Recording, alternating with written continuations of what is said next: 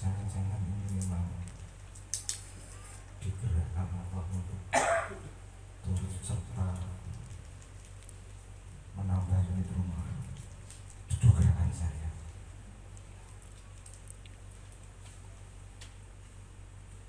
Tapi saya yakin dugaan saya tidak meleset.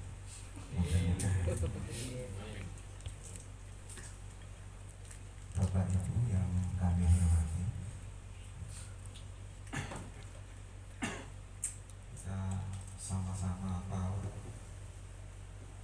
di dalam Thariqat Siddiqiyah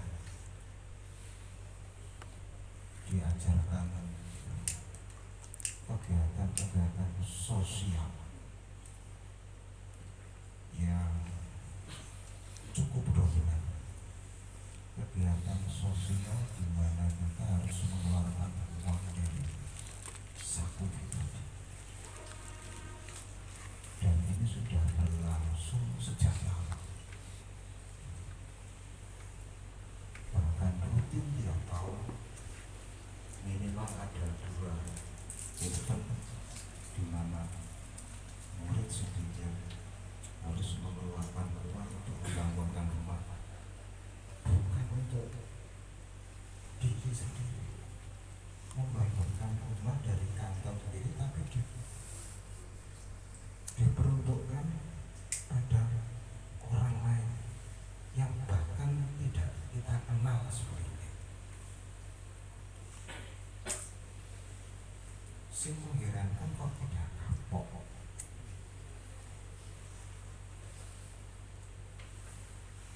Dari tahun ke tahun selalu ada kegiatan-kegiatan semacam itu, dan anehnya tiap tahun semangatnya malah meningkat.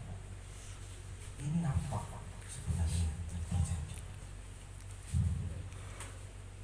Kenapa orang begitu sukarela mengeluarkan uang, tenaga, pikiran, waktu untuk kegiatan-kegiatan semacam itu? Bapak Ibu,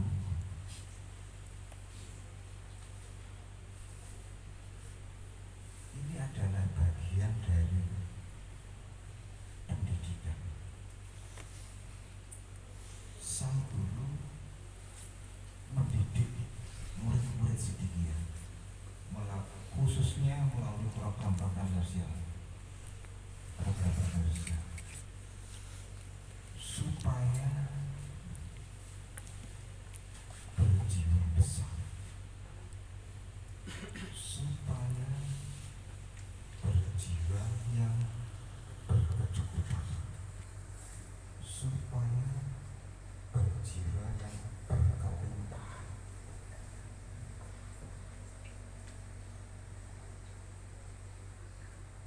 Jiwa yang berkecukupan, jiwa yang berkelimpahan, dan dengan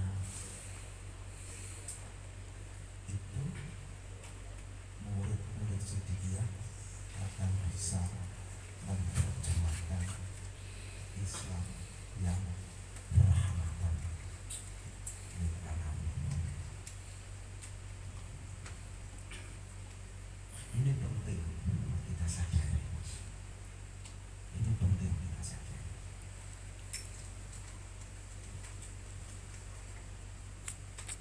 Kadang-kadang ada beberapa perasaan yang muncul, kok begitu masuk jadi murid Siddiqiyah kok formulir apa seminernya kok ada saja, iurannya kok ada saja,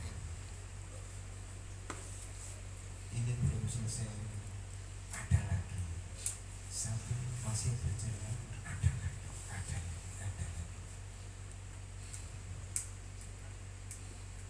Untuk bisa ikut senada seirama satu frekuensi dengan jiwa sang guru, kita harus mengikuti menurut kemampuan.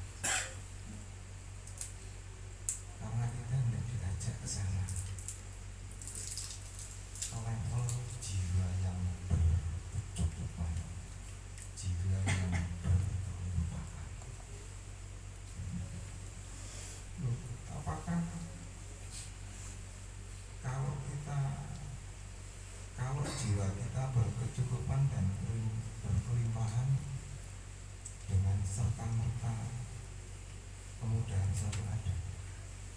Pertanyaan itu mungkin muncul.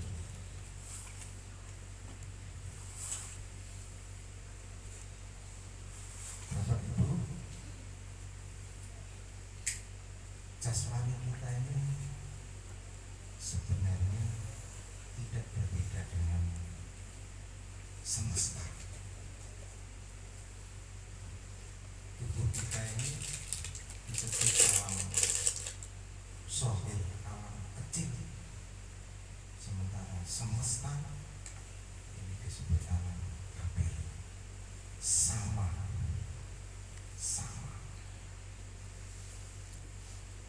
Apa yang kita makan sehari-hari itu adalah suplai dari semesta yang luas, semesta yang tidak terbatas.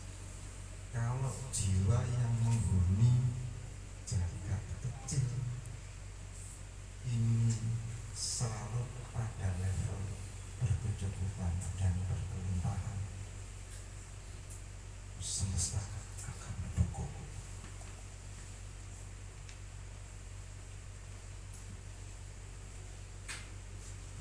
Semesta akan mendukung. Semesta akan menyediakan jalan.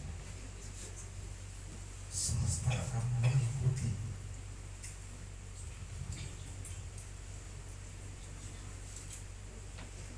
Secara bertahap. Karena itu sangat penting untuk menjaga hati, menjaga jiwa dari sifat-sifat merasa kekurangan, ya, takut ini, takut itu, khawatir ini, khawatir itu. Sifat-sifat yang melemahkan hati jangan kita biarkan hingga terlalu lama pada hidup kita. Kita pertahankan jiwa yang berkecukupan dan berkelimpahan, dan secara bertahap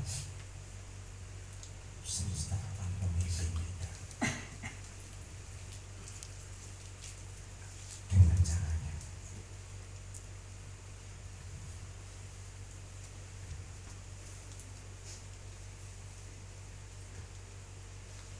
Pulau pribadi itu merasakan hal yang sama. Karena program yang hampir tidak pernah putus dari satu.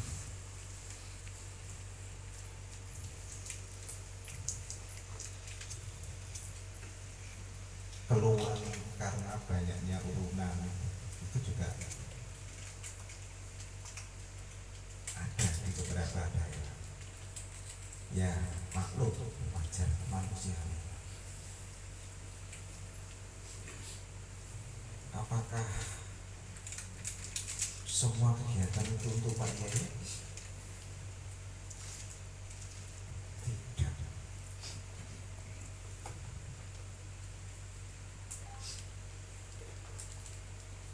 Kalau kita mengikuti Pak Yai, ya, menyambungkan jiwa yang berkecukupan dan berkelimpahan, insya Allah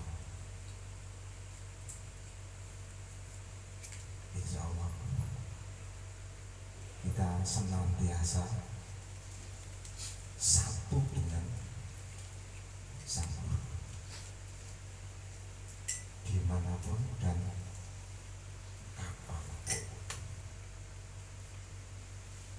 dan kapanpun, tidak berbatas waktu, tidak berbatas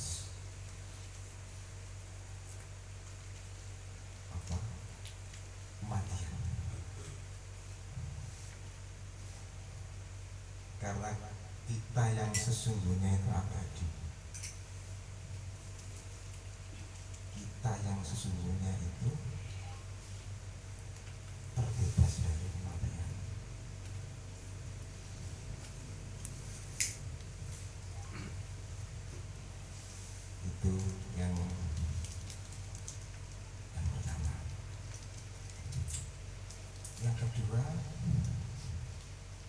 berkaitan dengan pendasaran objek. Mungkin ada yang bertanya, kenapa untuk menjadi anggota dan pengurus objek harus lebih dulu menerima dan mengamalkan amalan pendasaran. Kenapa hanya objek yang menerapkan syarat seperti itu? Kenapa di organisasi-organisasi yang lain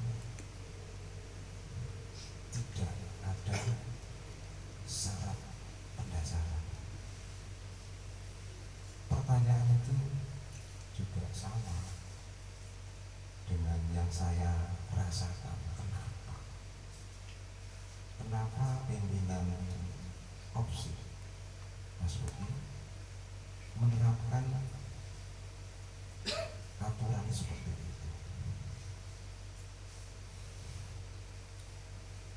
Kami baru kemudian bisa memahami dan menemukan jawaban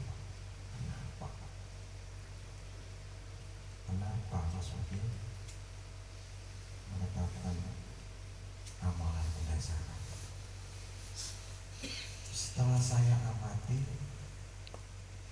perjalanan opsi, tanggung jawab opsi dari waktu ke waktu, saya mulai mengerti kenapa pendasaran harus dilakukan. Ternyata dalam perjalanannya opsi itu ada proses yang sangat tepat,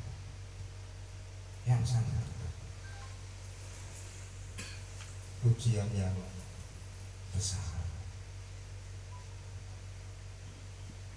Toh dengan tantangan dan rintangan yang muncul dari waktu ke waktu, sampai kemudian sekitar tahun 2017, ya sinkron itu, semua guru memberikan gelar kepada OSIS From Ketuhanan Yang Maha Esa. From ini maksudnya apa? Garis depan. From Ketuhanan Yang Maha Esa, Tuhan Yang Maha Esa.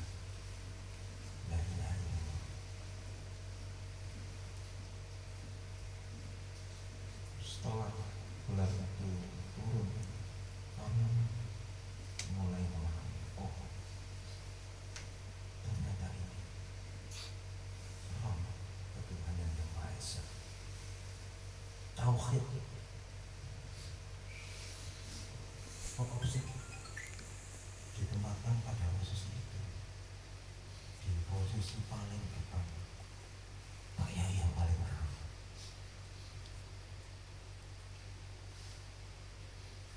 Beberapa tahun kemudian, perjuangan tantangan yang dihadapi semakin besar. Kita masih ingat peristiwa 77.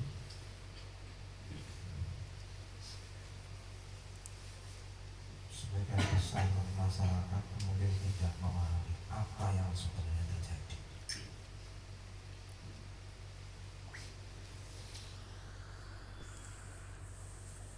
Mereka salah paham, mereka menuduh sedikit dengan macam-macam stigma. Ya, wajar masyarakat tidak tahu.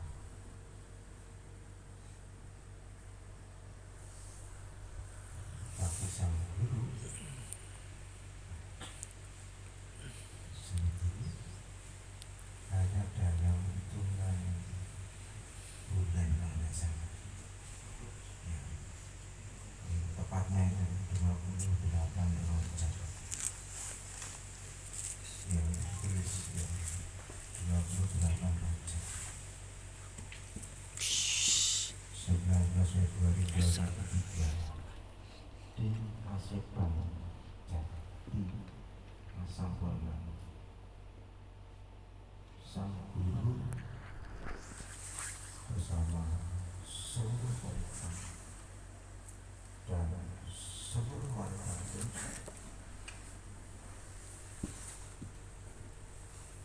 masing-masing menggunakan baju kebesaran wanita kuning. Oh, apa coba?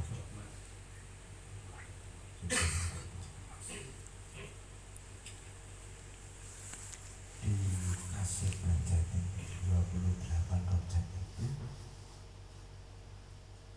sang guru mendeklarasikan 3 hal. Pertama, sang guru mendeklarasikan bahwa Mas Bobi sebagai pimpinan wanita Sidikiyah Indonesia.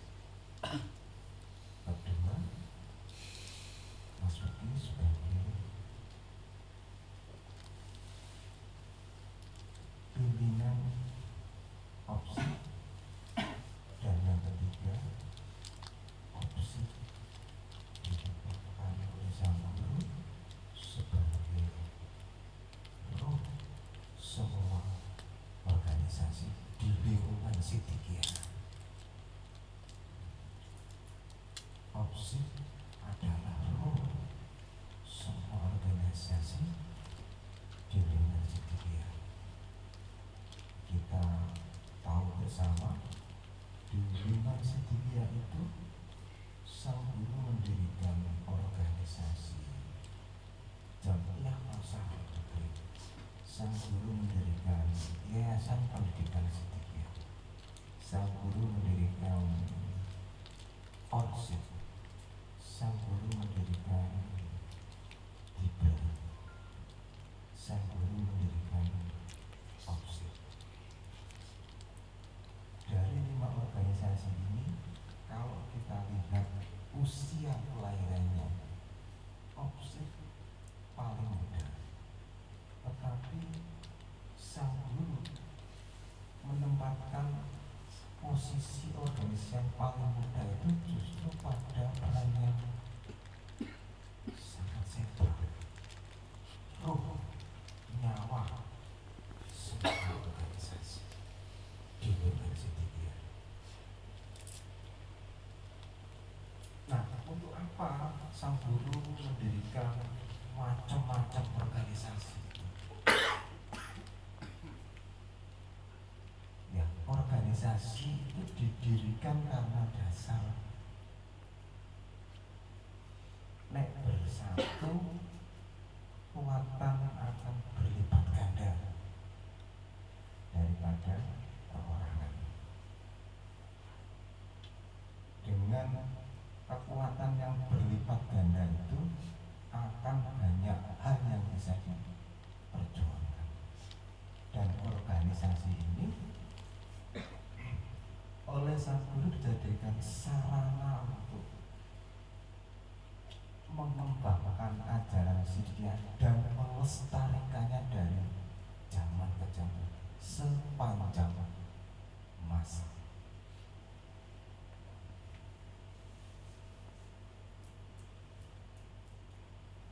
Kalau organisasi ini adalah alat untuk melestarikan Sidikiyah sepanjang masa,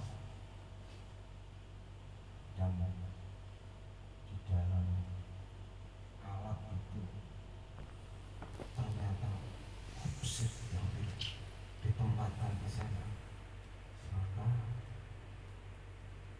OPSID ya tanggung jawabnya semakin besar. Karena dengan roh itu OPSID tidak boleh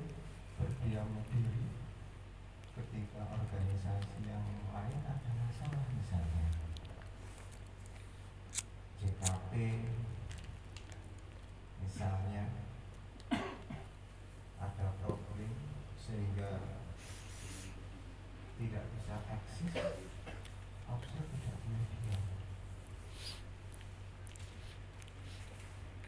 Opsi harus berbuat sesuatu untuk bagaimana persoalan yang dia alami dan yang masalah itu bisa selesai.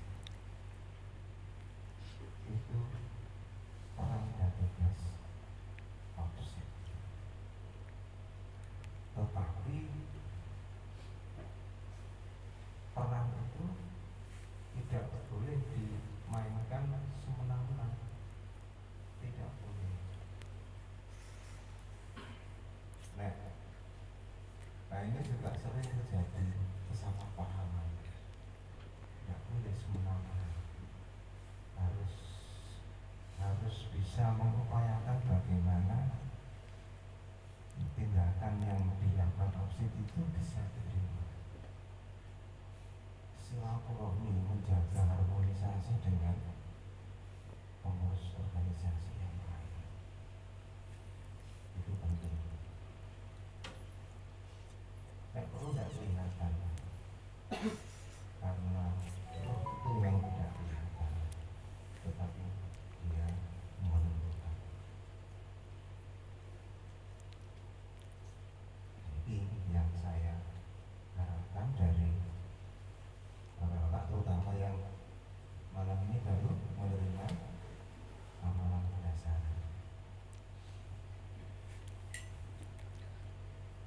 itu. Kemudian yang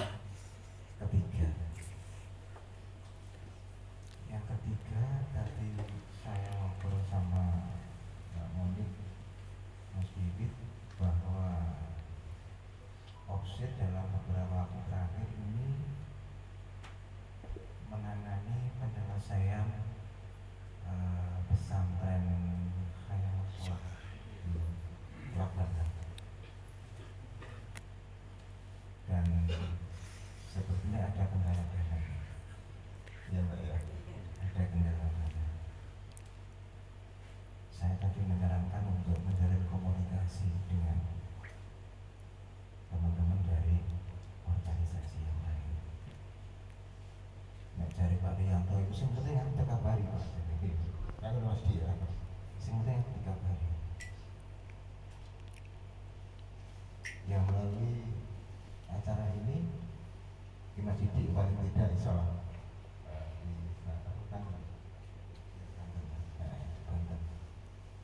bisa nanti membantu untuk penyelesaian 50 juta ya.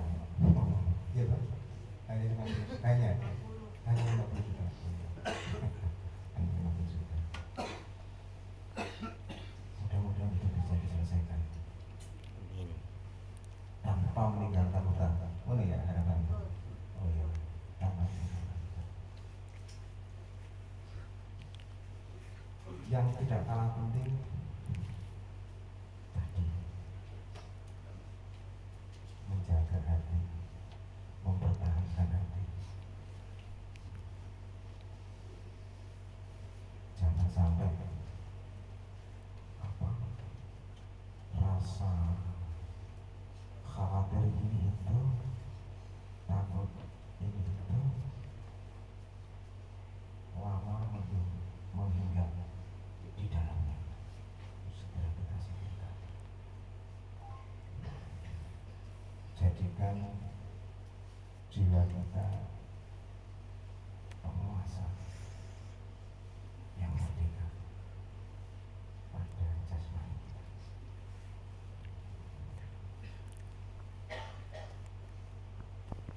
Dengan cara menyamakan frekuensi dengan jiwa sang guru, jiwa pimpinan kita, Bapak Muhammad Syekh Hasan. Secara perlahan persoalan itu akan terurai. Saya kira itu sebuah sulit yang perlu kami sampaikan, dan mungkin ada kira-kira perlu waktu untuk diskusi apa-apa. Terima kasih.